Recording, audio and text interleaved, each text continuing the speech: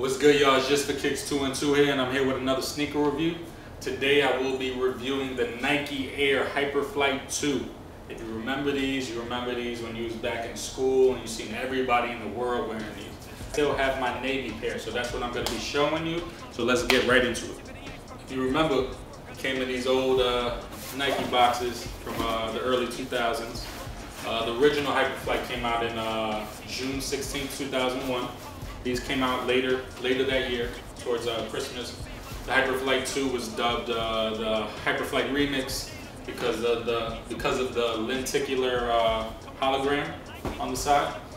And woo, crack juice, son. Nike Air Hyperflight 2, size 11.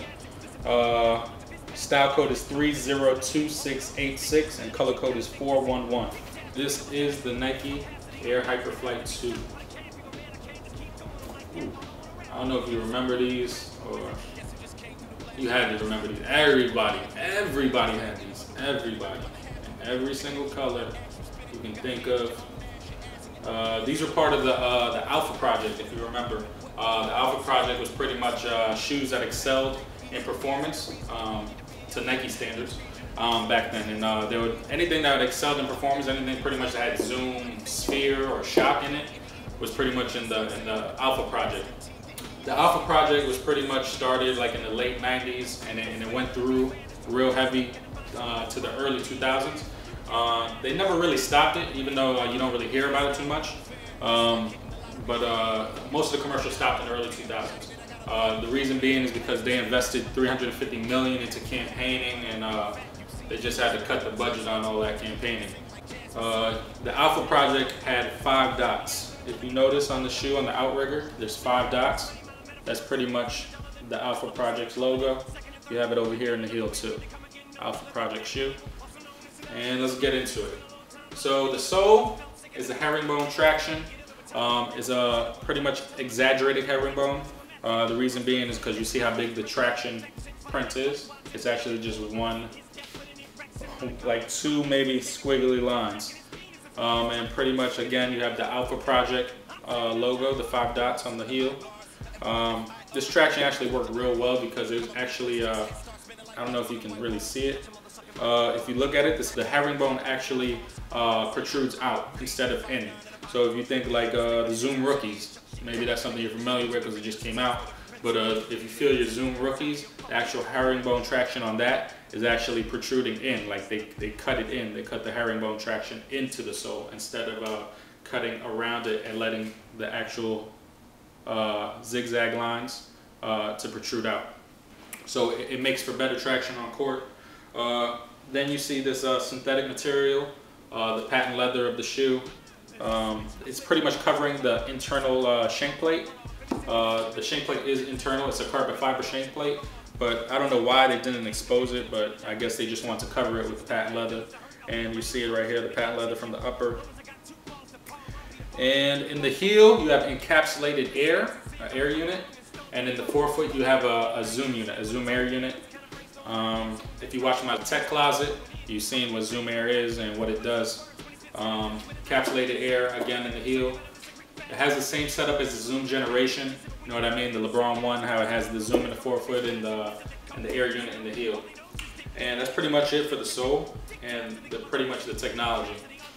So for the midsole, it's an actual Phylon midsole. I know you can't see it. The reason being is because it's a double-lasted upper. So meaning the upper goes over the midsole. There is a midsole here. I know you can hear it. The upper goes over it for durability. Pretty much, it reinforces the midsole too. The upper being over the midsole adds more durability to the midsole because it isn't exposed. It doesn't get damaged. It doesn't get compressed as easily again because it has the upper over it. The upper is a synthetic material, patent leather. Some people say it's patent leather. Some people say it's not. I don't know exactly for sure, but it looks just like patent leather. But a lot of people who reviewed the shoe said it's not real patent leather. So again, I wouldn't doubt it. Nike cutting costs even back then. But don't get mad at me if I say it's patent leather or if I say or I say it isn't, but it looks like patent leather, so we're gonna go with patent leather. You have a patent leather upper all around, and then you have the lenticular 3D hologram too on the upper. Pretty much the only stitching you see is pretty much over the lenticular hologram. If it wasn't for that, this would be a one-piece upper. If you look, you see the stitching goes around, around, around, around, around, around, around, around. So the only stitching it should really have, like on the Hyperflight one, would be this, holding the whole upper together and the back, which is kind of cool because that actually reduces weight, number one, even though it's not much weight. But and then it reduces chafing in the toes and all those other areas where stitching is in a basketball shoe, and it just reduces that irritation. You also have this lenticular hologram. It's just for looks. It gives you that, I don't know if the camera can see it, but that 3D, that view, like it's popping out at you, it's moving. Maybe it confuses the defender when you're crossing because he's looking at your shoe. And then you have these TPU external anti-inversion structures. These anti-inversion structures pretty much stop your foot from actually rolling over. So rolling while you're running up and down the court, while you pronate, or as you cut across the court. It's also on the medial side. If you're familiar with the LeBron 9, LeBron 9 kind of has the same thing with that clover shape on the side. It's pretty much the same thing. You have it on the lateral and you have it on the medial. Pretty much your foot hits this wall, and it pretty much adds some support when you're cutting on both sides. These structures, to me, because I played in the shoe, don't work that well. They work enough to keep you from like hurting yourself, I guess. But I guess it just gives you enough support that you need. Then you got the notch and the collar package. The collar package is pretty thin. There's not much collar foam in here. It's very minimal, very, very minimal. I'm assuming because they were trying to reduce weight with this shoe. I don't know why. You would think you would want more cushion in your, especially in the ankle area, but I guess Nike skimped out a little bit. They did actually cut into the collar package to provide more maneuverability, a better range of motion with your ankle. The whole inside is pretty much a mesh material. The whole thing, same thing, mesh all through. The insole, let's see if we can take it out. You can't take out the insole, surprisingly. I don't know why you can't take it out, but that's kind of weird. This one feels stitched down. It's not glued down.